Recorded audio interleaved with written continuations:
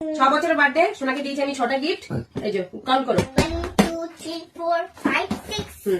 এবার সোনা এক এক করে খুলবে। এইটা খোলার জন্য যে কি এক্সাইটেড ছিল, যে এই পাতলাটা কি জিনিস, এই খোলো।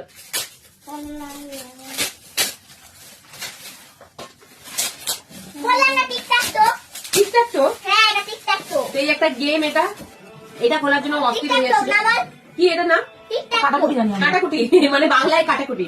তো এটা গেম খেলবে ও। এটা হচ্ছে সোনার ফার্স্ট গিফট মাম্মা তরফ থেকে। সেকেন্ড গিফট ওকে দাও, আমি খুলে দিচ্ছি, তুমি ওরকম ভাবে খুলো না। জানতো। এক এক করে দাঁড়াও দাঁড়াও, একটা একটা করে। এই হচ্ছে সোনার মাম্মা তরফ থেকে সেকেন্ড গিফট।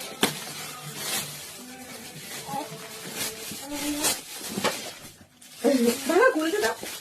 এই যে একটা ছোট্ট বারবি ডল।